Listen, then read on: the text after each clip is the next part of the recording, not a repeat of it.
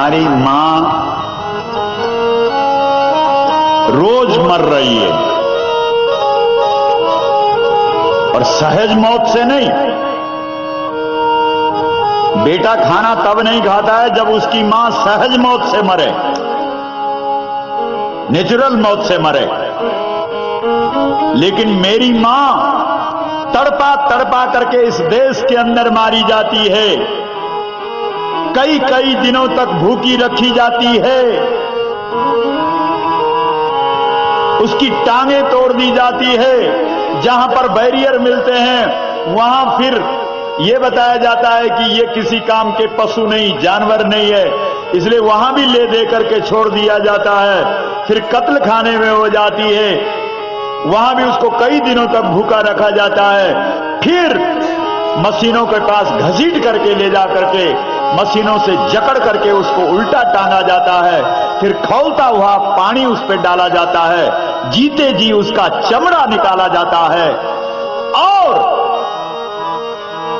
तब तड़पा तड़पा करके उसको मारा जाता है। बोलो,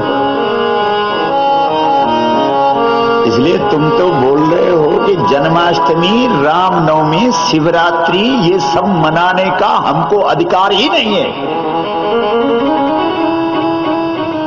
जिस घर में मुर्दा मरा पड़ा हो उस घर के लोग क्या जन्माष्टमी मनाते हैं? जवाब क्यों नहीं दे रहे हो? घर में मां मरी पड़ी हो, रामनवमी का त्योहार हो तो मनाओगे रामनवमी? घर में मां मरी पड़ी हो, शिवरात्रि का पर्व आया हो तो मनाओगे शिवरात्रि?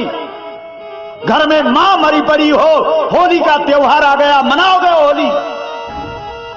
घर में मां मरी पड़ी हो, दिवाली का त्योहार आया, दीपावली का त्योहार आया, दीपावली मनाओगे क्या? इसलिए इस देश के अंदर तब तक किसी भी त्योहार को मनाने की अनुमति ही नहीं है जब तक इस देश के अंदर गौ हत्या पूरी तरह से बंद न हो। बोलो, 1 लाख गौएं रोज कटती हैं, हम मंदिरों में जाकर के घंटे बजाते हैं, 56 भोग लगाने का ढोंग रचाते हैं। यहां इस देश के अंदर 1 लाख गौएं रोज कटती है और हम अपने को धार्मिक होने का ढोंग रचा करते हैं। इसलिए भाई बहनों ध्यान से सुन लो, ये ऋषियों का संदेश है। हिमालय से इस ऋषियों के संदेश को लेकर के इस गुजरात की जो धार्मिक जनता है उनके सामने बातें रख रहा हूं। शास्त्र के द्वारा जो प्रामाणिक बातें हैं वो आपके सामने निवेदन कर रहा हूं।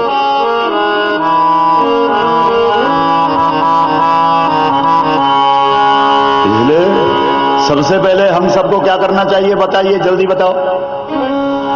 पहले मां को बचाना चाहिए, फिर मना लेना जन्माष्टमी, फिर मना लेना रामनवमी, फिर चले जाना त्र्यंबकेश्वर, फिर चले जाना सोमनाथ, फिर चले जाना बद्रीनाथ, फिर चले जाना गंगोत्री गंगा जल भरने, फिर चढ़ा देना रामेश्वरम गंगा जल। लेकिन जब तक मां का कत्ल हो रहा है तब तक ये सब करने की अनुमति आपको किसने दे दी? ये सवाल है इस देश के लोगों का, जो धार्मिक लोग हैं, जो माथे पर टीका और चंदन लगाते हैं, जो अपने को धार्मिक कहते हैं, उनसे मेरा सवाल है, प्रश्न का उत्तर दो। कैसे धार्मिक है? गौएं कट रही है, जो धर्म की मूल है, जो अध्यात्म की जड़ है, जो धर्म अर्थ काम मोक्ष चारों जिसके चरणों में रहते हैं, बद्रीनाथ से लेकर के और जगन्नाथ तक जिसके पैर की धूल चाटते हैं, वो गौ माता 1 लाख की संख्या में रोज कटती है और हम अपने को धार्मिक कहलाते हैं। इसलिए भाई बहनों चिंतन करो, विचार करो, कहीं हम ढोंग और पाखंड में तो नहीं फंसे पड़े हैं? कहीं हमारा धर्म दिखावा तो नहीं हो गया है? कहीं हम धर्म के नाम पर व्यापार तो नहीं कर रहे हैं?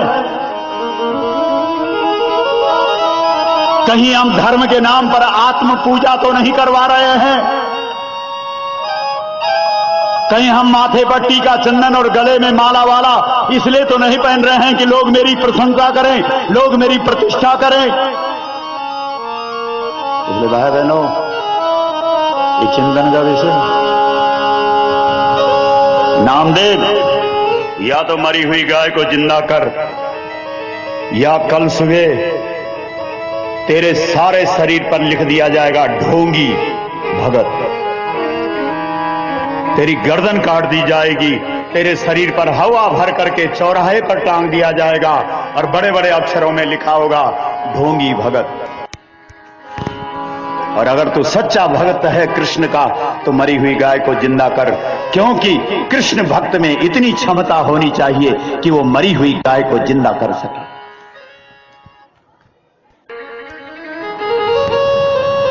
दे सकते हो इस परीक्षा?